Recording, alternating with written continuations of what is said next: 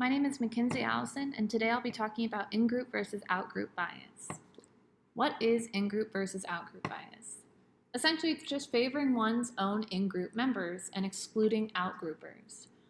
This can happen in work evaluations, opportunities throughout life, even resources can be allocated to in-group members, while out-group members that are just as capable and able are ignored while in-group members get all these opportunities. It can be a form of prejudice and racism, and that's in Blind Spot how we heard about it the most.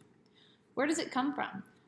As humans, we evolved to social survival strategies. We hunted in groups and not alone, and this ended up causing early society to rely on a division of our responsibilities, both physical and cognitive. Everyone had their specific jobs and skill sets, and this created common goals and this common mentality, and that created in-groups. And then other tribes would be that out-group members.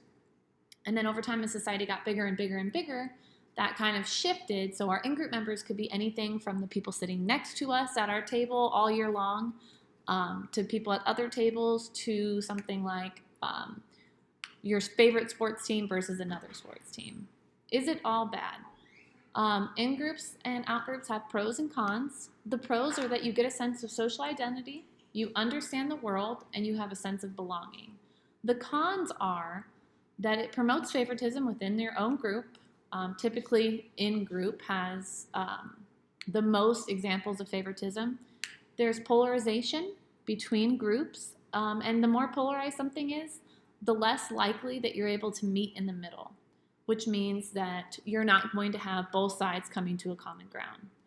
Homogeneity, which is when the out-group is believed to be all the same, while the in-group is extremely diverse. And typically that's not the case. The in-group is probably the most like-minded individuals, while the out-group is the diverse group.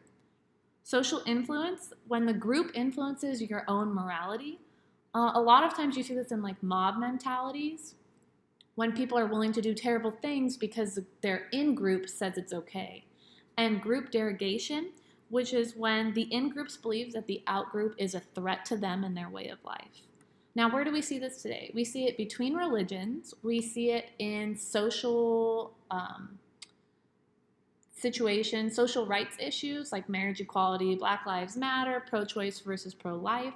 We see it in politics a lot, and then we see it when countries go to war against each other for whatever reason. In class, we talked about several different takes. Sebastian Junger, the writer of Tribe, was very vocal about the benefits of the individuals in the in-group. He talked a lot about how being part of a tribe is really good for people. Whereas in Blind Spot, they were more opposed to in-group versus out-group mentality. They acknowledge the benefits, but they extremely emphasize that this mentality has serious flaws for members of the out-group. And Kevin De La Plante, who did the YouTube series, The Dangers of Tribalism, believes that tribalism was necessary for human survival, and it's still positive today that it does, like Junger says, bring a lot of benefits. But there are many negative aspects like polarization, homogeneity, like I've talked about before. So what should we do with this information? We need to recognize, speak up, and act. We need to recognize our privilege, speak up for the out-group members, and act on their behalf. Essentially, even if we had an IAT score that said we were biased against a group, it's important for us to recognize our biases and act out against them. Ensure that the fact that we're on an in-group, that we have these privileges, doesn't mean that the out-group gets treated negatively. We need to be ambassadors for them within our own group, because we know our voice will be heard where members of the out-group might not be heard. Thank you so much for your time.